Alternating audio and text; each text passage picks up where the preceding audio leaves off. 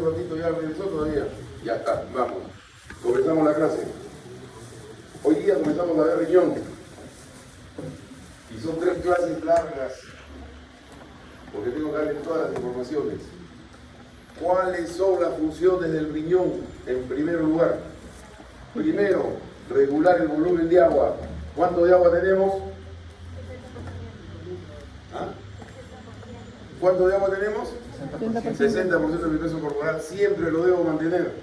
Y entonces si me sobra o si me falta, va a tener 2 mecanismos de regulación, la sed y el riñón. Primera función entonces, regulación del agua.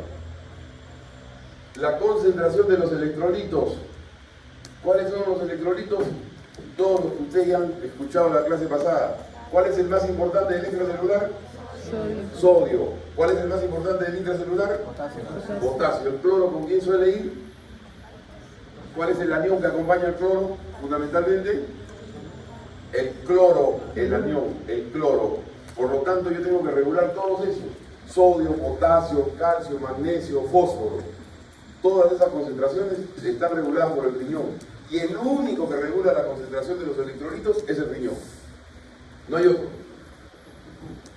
¿Qué más? La regulación del pH. Ya ustedes dicen que han tenido la clase de pH en la parte de regulación pulmonar. Ahora tenemos que ver la regulación que hace el riñón con el pH. Cómo hace para eliminar hidrogeniones y cómo hace para reabsorber bicarbonatos. ¿Qué más? Tenemos la regulación de la presión arterial. ¿Por dónde tenemos la regulación de la presión arterial? Por varios aspectos que están en relación al riñón. En primer lugar, el riñón va a secretar una sustancia que se llama renina. Y la renina va a hacer que haya angiotensina. Y la angiotensina sube la presión arterial porque produce vasoconstricción. De tal manera que cuando me baja la presión, sale la renina, sale la angiotensina, produce la vasoconstricción y aumenta la presión arterial. Pero también aumenta porque me aumenta el volumen sanguíneo. Si yo tengo mayor concentración de sodio, el sodio me va a jalar agua. Me aumenta el sodio, me aumenta el agua, me aumenta el volumen de sangre y también me va a aumentar la presión. ¿Estamos? Y también va a haber allí la secreción de prostaglandinas. Las prostaglandinas tienen un efecto vasodilatador. Y si hay vasodilatación que va a ocurrir con la presión arterial, va a bajar. Entonces ahí está cumpliendo el riñón importantísima función en la regulación de la presión arterial. Otra, eliminación de los productos de desecho. ¿Cuáles son los productos de desecho? Los productos nitrogenados. A ver, ¿cuáles son las 3 sustancias que me sirven a mí para obtener energía, que se catabolizan y me dan energía? Para comenzar, la glucosa, como representante de los carbohidratos, ¿no es cierto? ¿La glucosa en qué termina? En anhídrido carbónico y agua. Ahí es la función respiratoria, ¿no es cierto? El riñón no hace nada ahí. Segundo, los lípidos. Beta oxidación, ¿qué me da? Anhídrido carbónico y agua. Aparato respiratorio fundamentalmente. Pero cuando los aminoácidos se catabolizan para darme energía, me liberan amoníaco. Y el amoníaco como tal, ¿por dónde lo puedo eliminar? Lo puedo eliminar con el riñón, pero fundamentalmente el amoníaco me va a servir para formar la urea. Acuérdense que la urea se forma con 2 moléculas de amoníaco y una de anhídrido carbónico. Y entonces esa urea formada por el riñón, por el hígado, perdón, finalmente ¿por dónde la voy a eliminar? Por el riñón. ¿Y cuál es la otra sustancia de desecho? Tenemos la creatinina, que es producto de degradación de las células musculares, la creatinina. Que no confundan los que van al gimnasio con la creatina, esa es otra cosa. Aquí estamos hablando de la creatinina, ¿ok? Eliminación de productos nitrogenados. Y luego tengo 3 funciones que son casi metabólicas. La estimulación de la eritropoiesis. Ya han hecho hematología. ¿Cuál es la hormona que estimula la producción de glóbulos rojos? ¿Y quién secreta la eritropoyetina?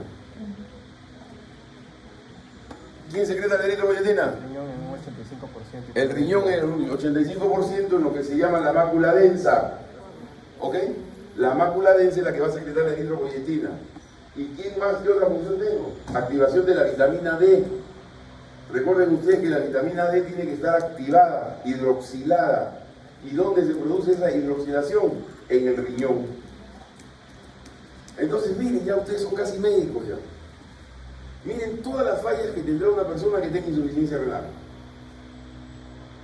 Le va a subir la presión, va a ser hipertenso, porque como no regula el agua y el sodio, le aumenta el volumen sanguíneo, porque no puede eliminar el agua, no puede eliminar el sodio. Le aumenta el volumen sanguíneo y tiene presión arterial alta. Va a tener uremia, porque como no va a poderse eliminar los productos nitrogenados, le va a subir la urea, le va a subir la creatinina. Va a estar anémico, porque no hay eritropoyetina. Los pacientes con insuficiencia renal caminan con 4 o 5 de hemoglobina, porque no tienen eritropoyetina. Se le va a descalcificar los huesos. ¿Por qué se le va a descalcificar los huesos? ¿Por qué será? ¿Por qué será? ¿Por qué se le va a descalcificar los huesos? Vamos. ¿Ah? Vamos, ¿por qué? No, ¿qué cosa? Habla. Porque la vitamina D es la que va a producir, va a colaborar en la calcificación ósea. Si yo no tengo vitamina D, no tengo el raquitismo es en los niños, pues. Falta de calcio. En el adulto tienen osteoporosis severa y todos los huesos están descalcificados. Miren ustedes, para eso sirve la fisiología, pues. Ya yo, sabiendo esto de fisiología, ya yo soy medio clínico, ya yo sé lo que es un insuficiente renal agudo. Esas son las funciones que tiene el riñón. Entonces, todas estas funciones las vamos a desarrollar en 3 clases. Histología renal. Esto ya lo conocen ustedes. ¿Qué cosa es eso? El nefrón. ¿Y cuántas partes tiene el nefrón? 2. El corpúsculo y el túbulo. ¿Cuál es el corpúsculo? Acá, donde está el glomérulo y la cápsula de Bowman. Glomérulo y cápsula de Bowman. Ahí entra la arteriola ferente y sale la arteriola efferente. Y luego vienen los túbulos. Túbulo contorneado proximal, túbulo alza de Henle, túbulo contorneado distal. Ahí acaba el nefrón. ¿Qué me falta? ¿Qué tubo me falta? El tubo colector. Pero el tubo colector no es parte del nefrón. El tubo colector recoge la orina que se han formado en varios nefrones. El nefrón propiamente es proximal, corpúsculo, proximal, Henle y distal. Y todos ellos van a acabar en el túbulo colector. Por eso aquí ven las entradas de otro distal por aquí. Por eso decimos que el nefrón es la unidad anátomo-funcional. ¿Por qué? Porque aquí hay que decir una cosa. ¿No se han dado cuenta ustedes que yo no he dicho que es función del riñón formar orina? Yo no he dicho que es función del riñón formar orina. Pero todos saben que el riñón forma la orina. Es que la formación de orina es el mecanismo por el cual el riñón va a poder hacer todas esas funciones.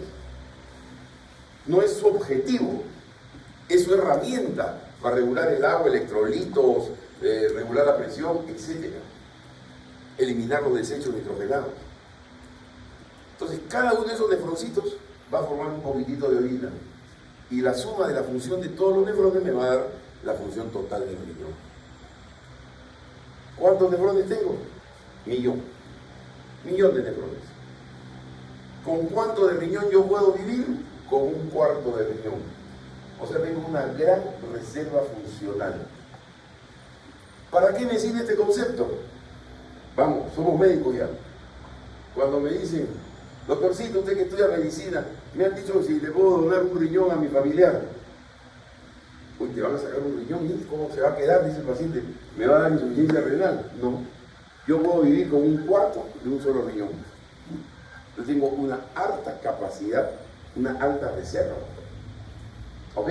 Es otro concepto que ya va saliendo de acá. ¿Qué más? La anatomía.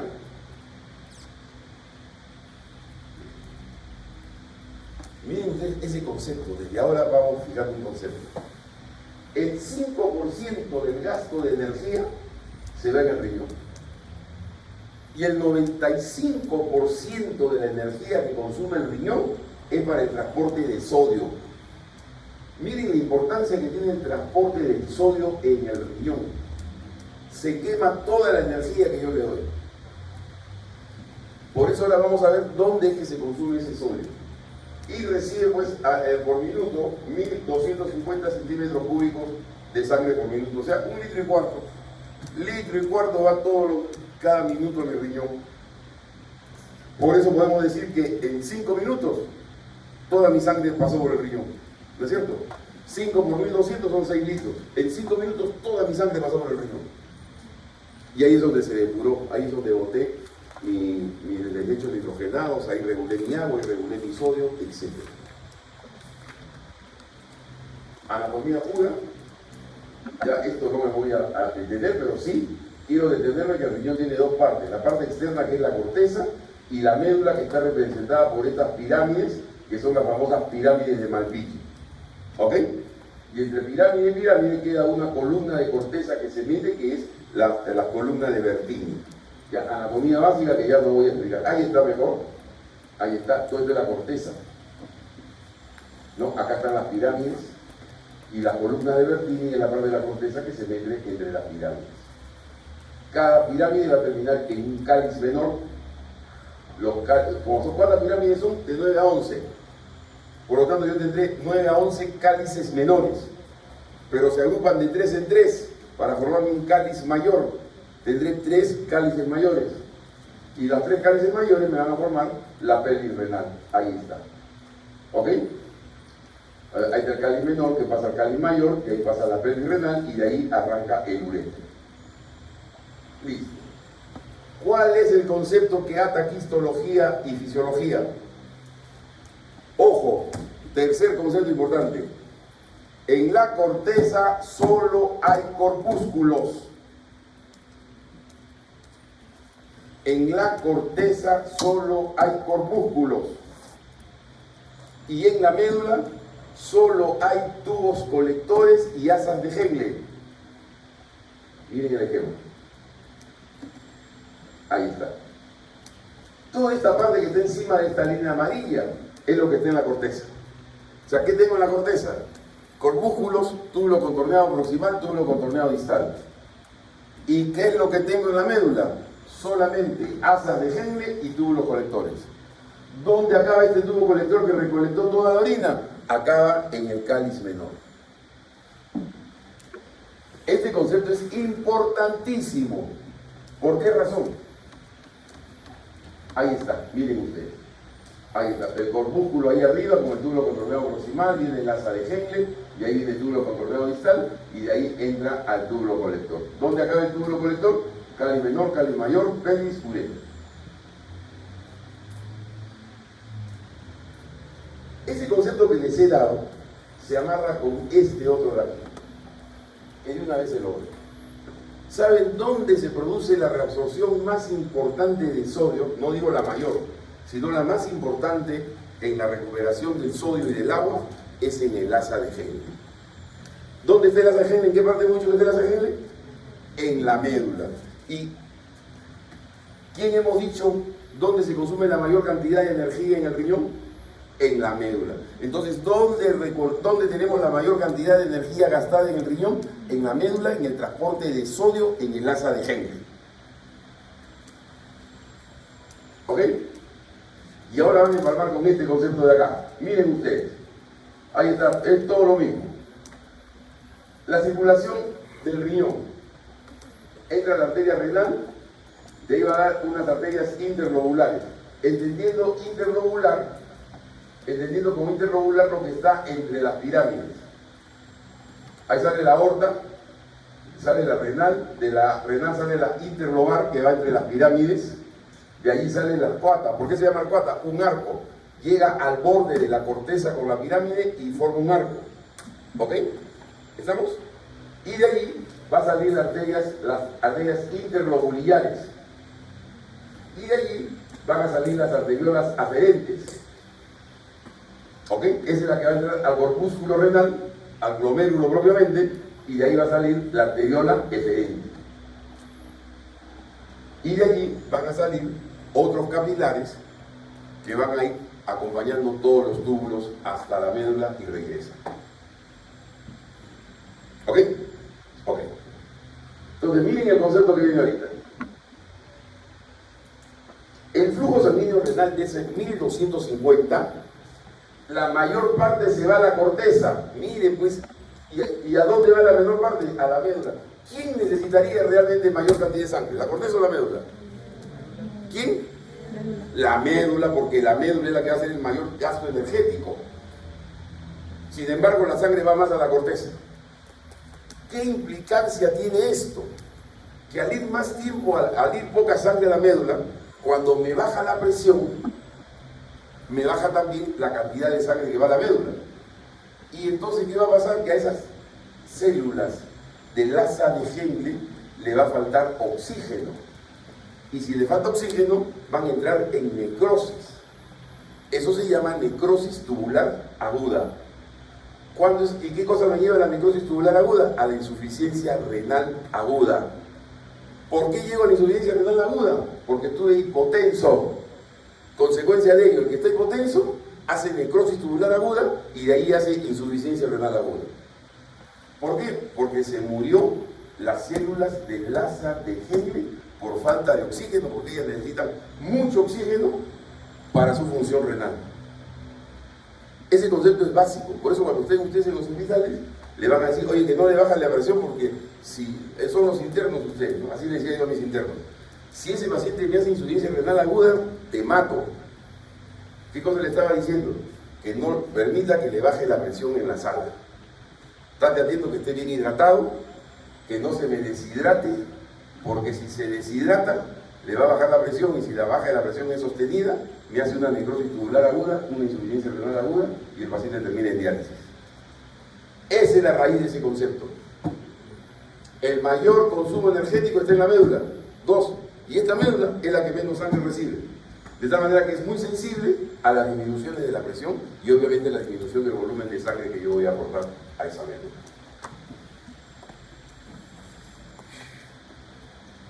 Ahí está. Ahora bien,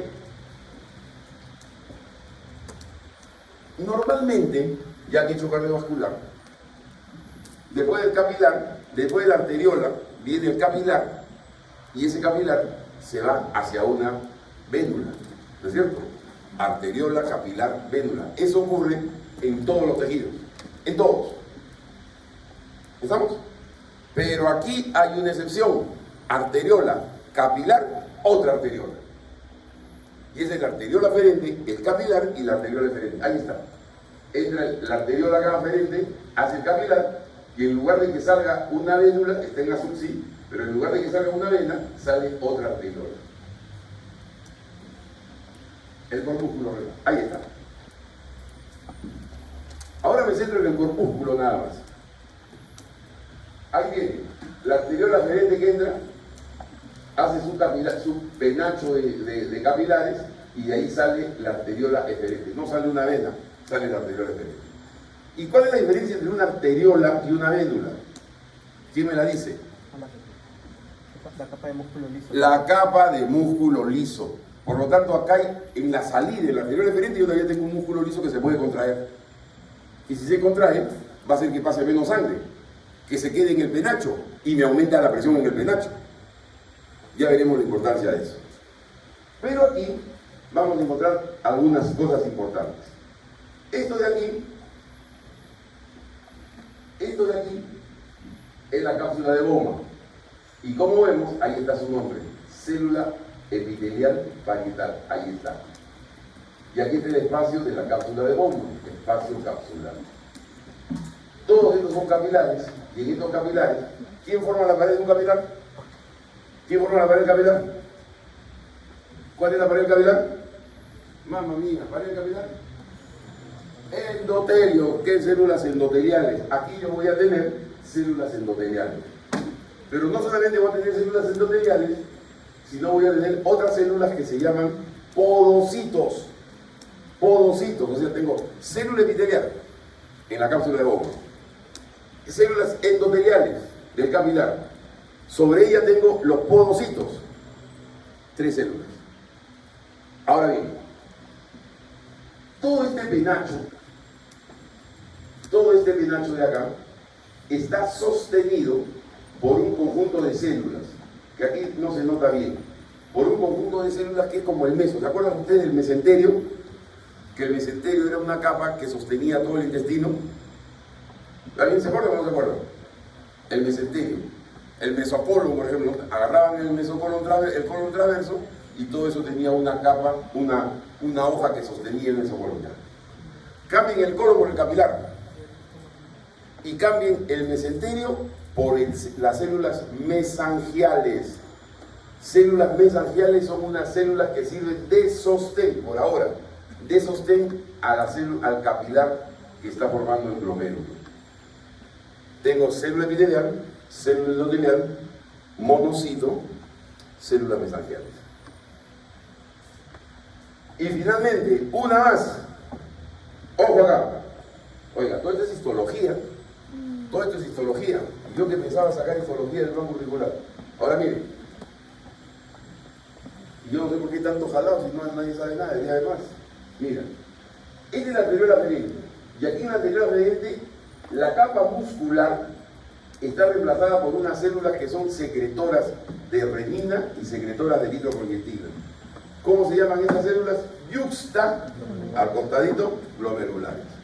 ¿Dónde están las células yuxta glomerulares? En la capa media de la arteriola aferente, reemplazando la capa muscular. Entonces, miren todas las células que hemos mencionado: célula epitelial, célula endotelial, podocitos, mesangio, célula yuxta glomerular. Y con esta remato, que ya no es del glomérulo, pero trabajan en complicidad.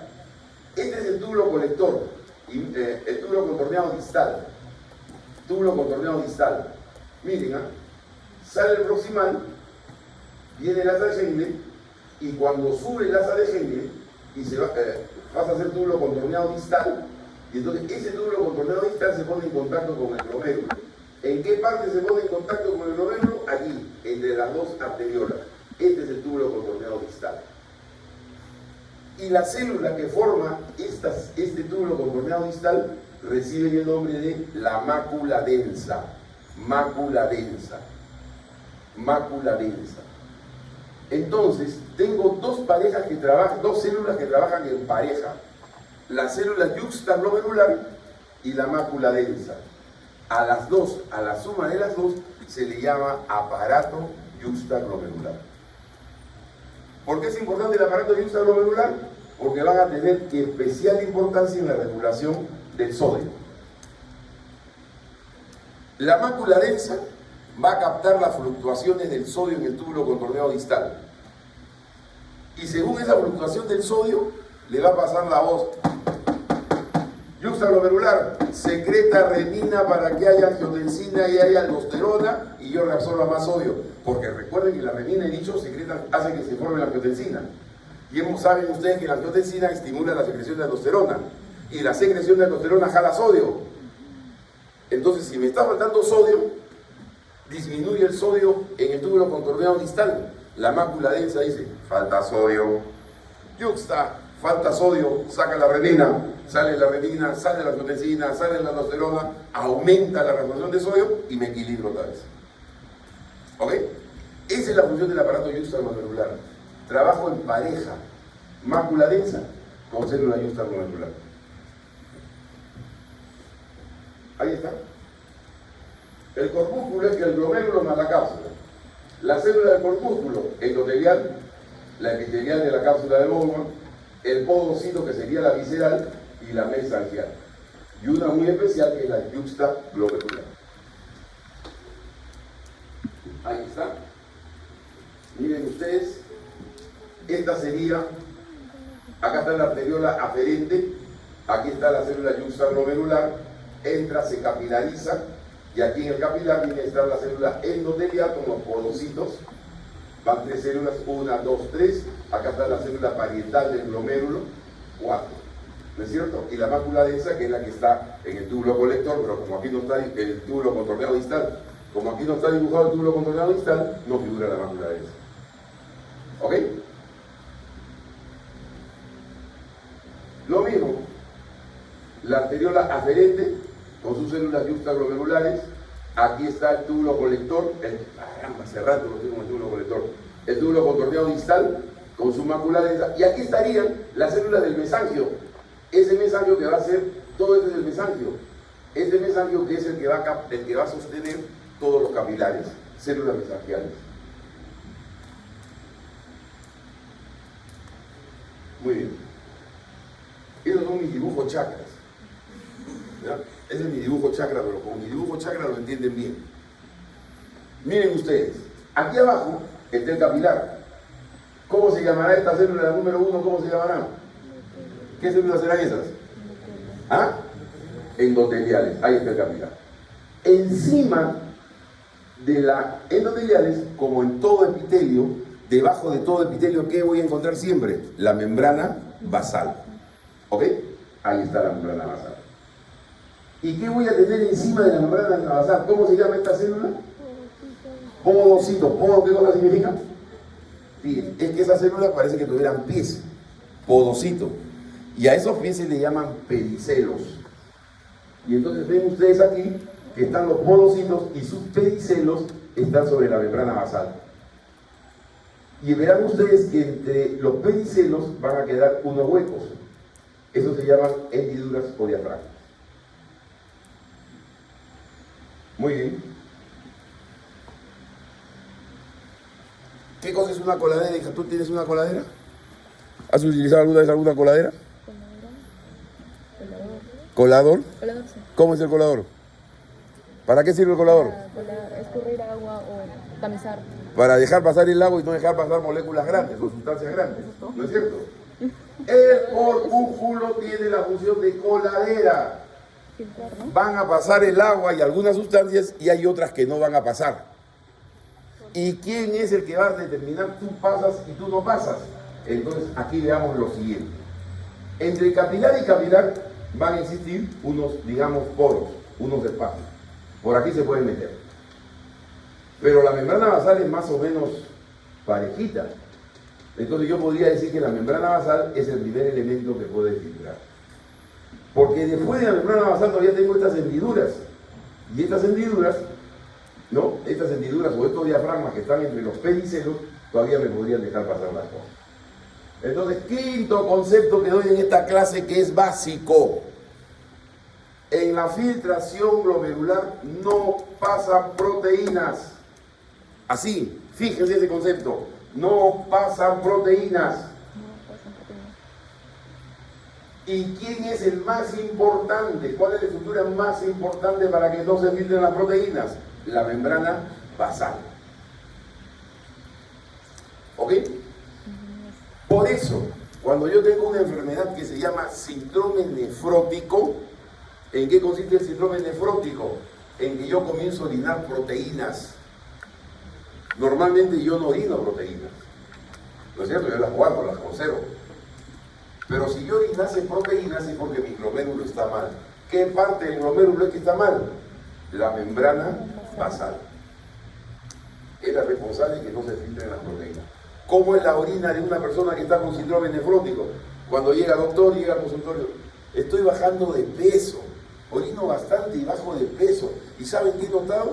Que orino y se forma una espuma en la taza que parece que hubiera batido un huevo.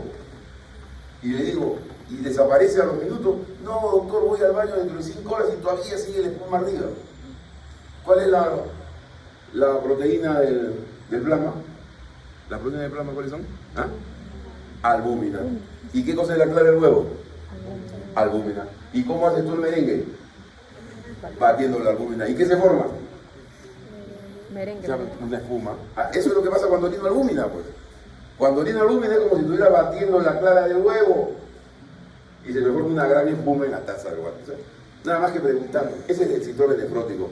¿Quién es el responsable del síndrome nefrótico? Y como concepto general, después vamos a ver detalles, la membrana basal. Y miren esa disposición. Ahí está. Marius Rizos. Ahí está la célula endotelial. ¿No es cierto? Que deja ahí sus huequitos, la célula endotelial. Por ahí no pasan los glóbulos rojos. Luego viene el capilar, la membrana basal, ¿no es cierto? Y ahí vienen los pedicelos de los podocitos que dejan las hendiduras entre ellos.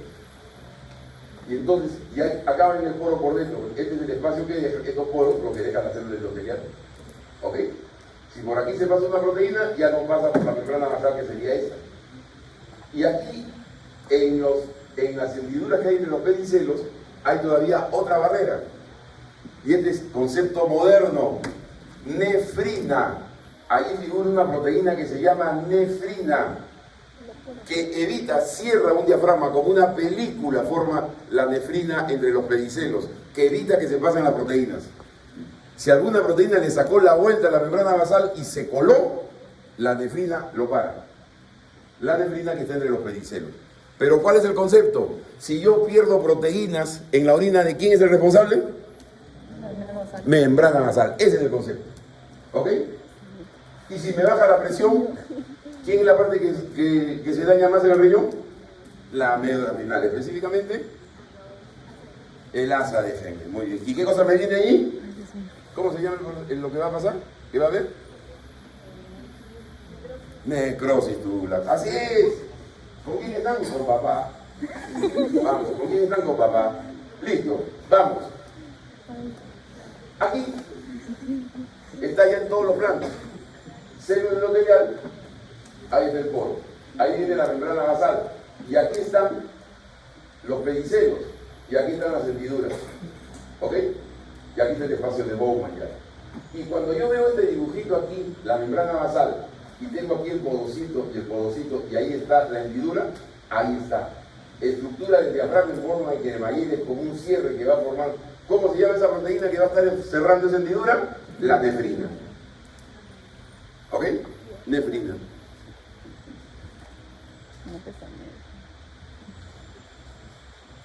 Muy bien. Miren ustedes, me vengo hasta acá. Acá está esta célula de acá. ¿Qué célula es esta? ¿Qué célula es? No escucho. ¿Endotelial o epitelial? Epitelial. Epitelial, que forma la cápsula de Bowman. ¿Esa participará en la filtración? ¿Participa en la filtración? Nancy Geberta, ¿no es cierto? Solamente está formando la cápsula. Esa no participa en la filtración. Entonces vamos a las otras. Las epiteliales es la que forma la cápsula de Bowman, no forma parte de la filtración. La capa epitelial visceral, ¿cuál es? El podocito. Son los podocitos que descansan sobre la membrana basal. Ya vieron mi dibujo charcheta, este es dibujo feo. Ahí está. Más claro no puede ser. Podocito descansa sobre la membrana basal. Son los más grandes del glomérulo. Tremendo. Me salió grandazo también en mi dibujo. Ahí está. Tremenda célula en comparación con las células epiteliales o endoteliales.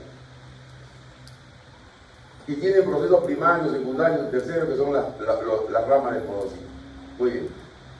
Célula endotelial es la que forma la pared capilar. Ahí está. Célula endotelial, célula endotelial, célula endotelial, célula endotelial. Es de la luz del capilar. Y como ven, en la célula endotelial me deja poros. Ahí está el poro, poro, poro. Que si lo veo de otra forma, acá están. Ahí están los poros de la célula endotelial. ¿Ok? Por ese poro se podría pasar alguna sustancia, indudablemente. Entonces las células capilares están sostenidas por la membrana basal y entre las células capilares existen los poros. Ahí están los poros. Muy bien. Acá está bonita esta parte. Porque esto vendría a ser, ¿qué vendría a ser todo esto? ¿Qué sería esto? La membrana basal. ¿Esto qué cosa viene a ser? Los pedicelos. ¿Y qué cosa es lo que está entre los pedicelos? ¿Ah? ¿Cómo se llaman? Hendiduras. ¿Y qué proteína hay en la hendidura? Nefrina. Listo.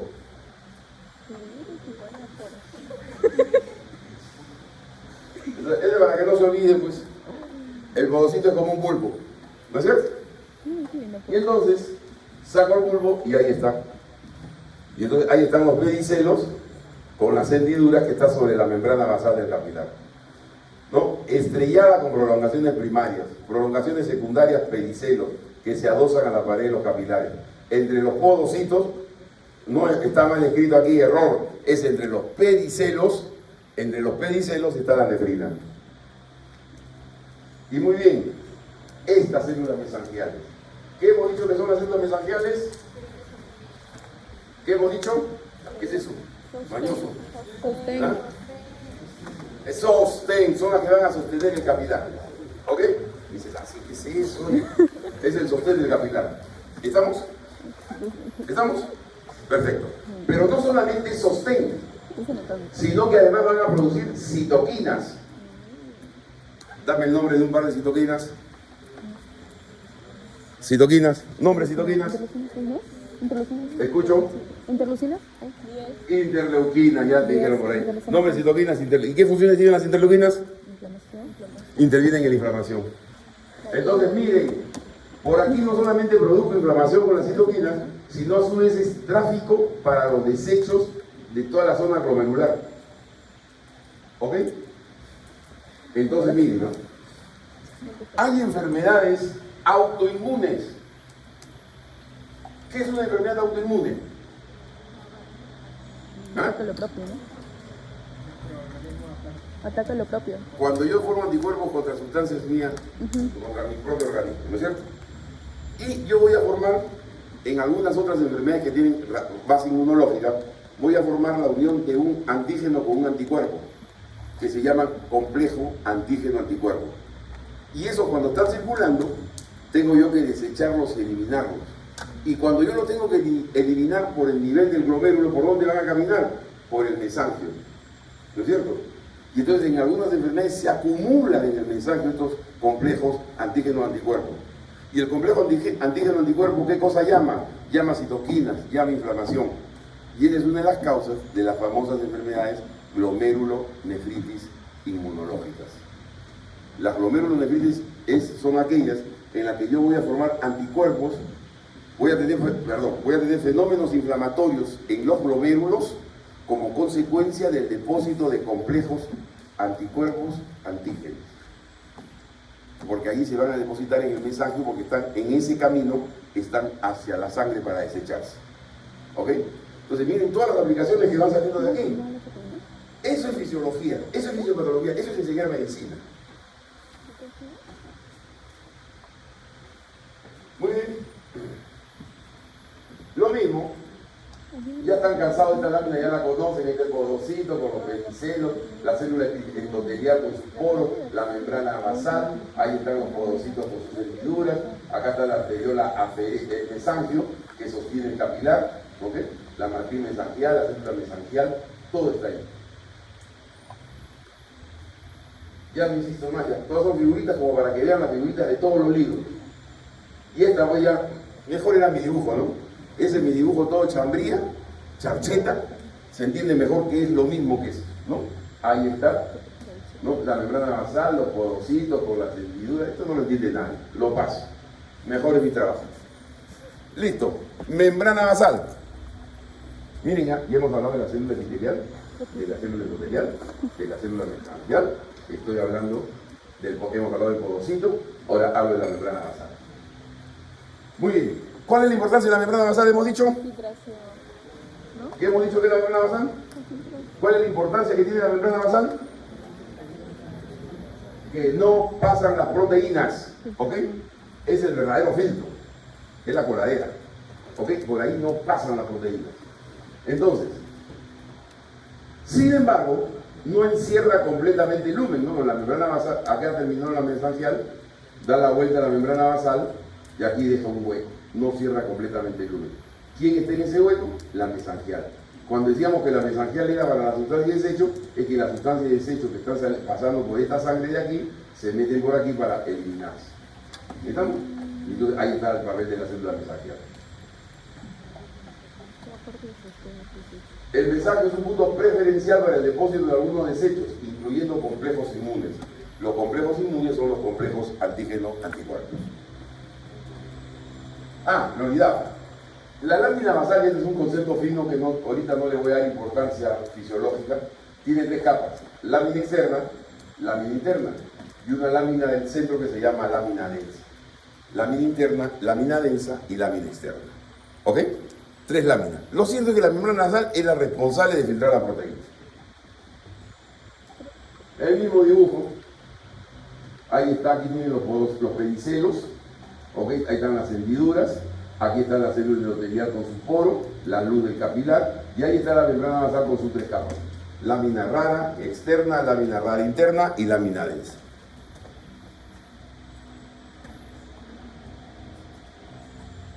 Y ahí está el ejemplo ya para la célula yusta glomerular que ya se la presenté. Aquí estaría todo el glomérulo, aquí está la arteriola aferente que entra, y en la capa muscular están las células yuxtaglomerulares. Y entre la arteriola aferente y la eferente se localiza el túbulo contorneado distal.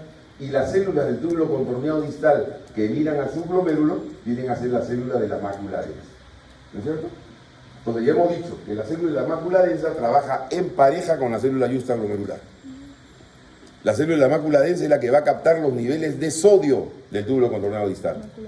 Y le va a decir, me falta sodio, hay poco sodio, yuxtaglomerular, falta poco sodio. Ya, no te preocupes, voy a secretar renina. Y arranca todo el mecanismo para reabsorber más sodio y equilibrar el sodio deficitario que tenía. ¿Ok? Ahí está clarísimo. Ah, pero esta célula yuxtaglomerular no solo secreta renina, también secreta eritropoyetina.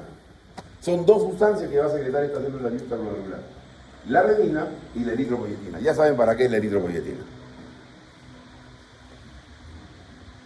Y acá está la célula de la mácula densa, aquí está bonito el dibujo. Acá está la célula de la mácula densa.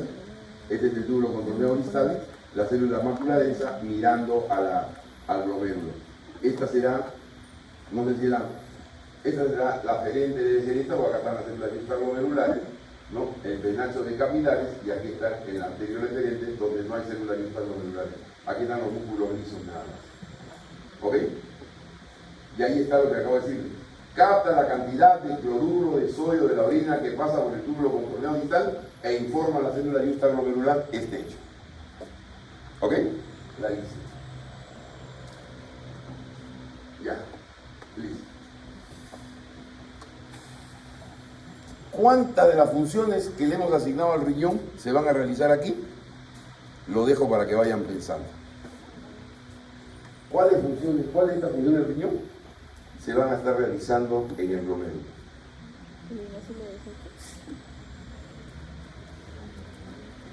¿Cuál es la que decía? Esto es en el glomérulo. ¿Regulación del agua será en el glomérulo? Creo que todavía no. ¿Regulación del sodio? Sí, por la mácula densa. ¿Presión arterial? Sí, por la secreción de renina. ¿Ok? Secreción de eritropoyetina. Y veremos otra más. Muy bien. Entonces, vamos a ver recién la función glomerular. Hasta ahora nos hemos pasado de histólogos. Vamos a ver la función glomerular. Hemos dicho que la formación de orina es el mecanismo, la herramienta, el proceso para el objetivo final. ¿Cuál es el objetivo final? Todas las funciones que hemos dicho. Regulación del agua, regulación de los electrolitos, regulación de la presión arterial, eritropoiesis, gluconeogénesis, etc. ¿Ok? Todo eso lo hago formando orina. Ahora bien, la formación de orina tiene 3 pasos. Primero, la filtración glomerular, que es la clase de hoy día, que recién comienza. Segundo, reabsorción tubular y secreción, que es la clase siguiente. Hoy día solamente vamos a ver filtración glomerular. Muy bien. ¿Cuánto de sangre pasa al riñón por minuto? ¿Cuánto dijimos que pasa de sangre por riñón al minuto? ¿No escucho? 1250. 1250. De esos 1250 de sangre que entra, se filtran 125 centímetros cúbicos por minuto. Yo filtro 125 cúbicos por minuto. 125 centímetros cúbicos por minuto. Y de allí, 120 figuras. De allí, casi todo lo que yo filtro, mira, hay filtro, reabsorbo, filtro, reabsorbo, filtro, reabsorbo, filtro, reabsorbo, filtro, reabsorbo, filtro, reabsorbo, filtro, reabsorbo, filtro, reabsorbo. Ya pues, oye, reabsorbe, filtro, reabsorbe, filtro, reabsorbo, filtro, reabsorbo. Y de allí, yo solamente voy a eliminar va a seguir de frente su camino ya constituido casi en la primera orina, 1 centímetro cúbico. Yo filtro 125, 120 y voy a reabsorber 119. y me queda solamente 1 centímetro cúbico de orina que yo formo por minuto.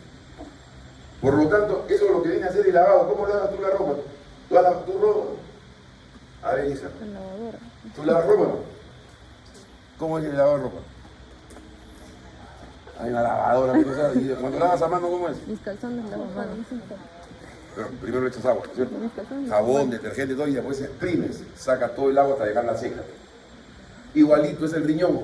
Empapo el riñón con el filtrado glomerular 120 y de ahí exprimo, reabsorbo 119 y solamente me queda 1. ¿Estamos?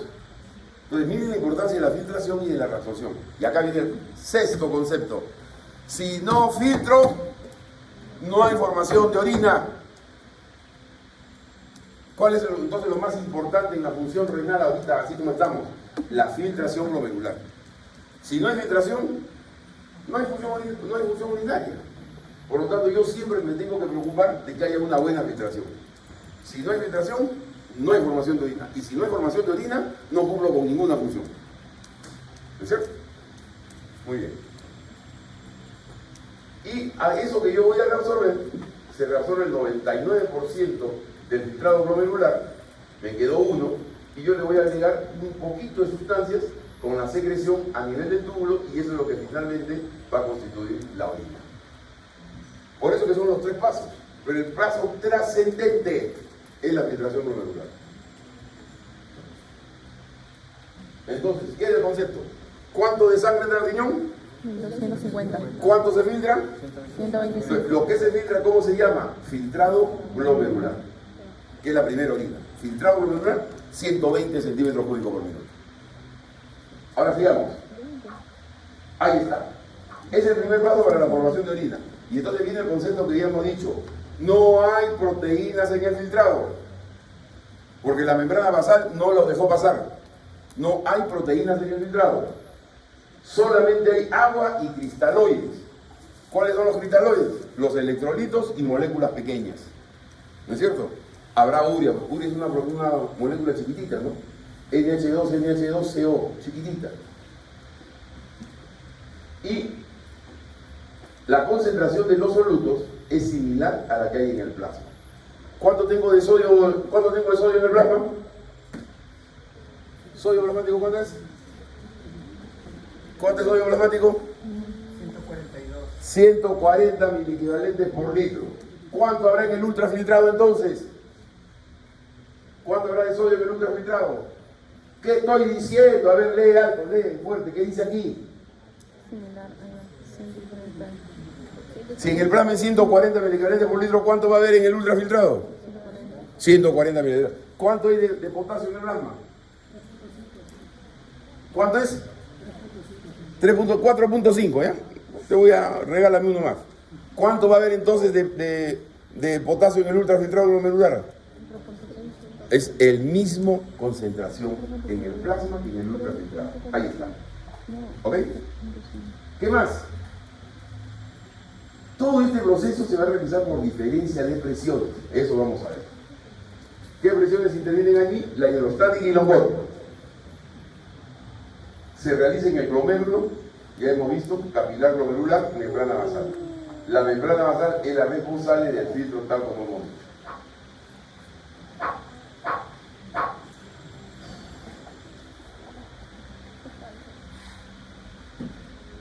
Ya están cansados, ¿no? ¿Ah? Nunca han tenido clases así, creo. ¿Ah? Vienen los profesores a repetir los láminas nomás. A ver. Los solutos. Ya, ahí lo ven. Descanso de 5 minutos, son 3:55 a las 4 en punto Voy a regresamos. orinar. 5 minutos de descanso. Chistoso, pero bueno. ¿Vamos?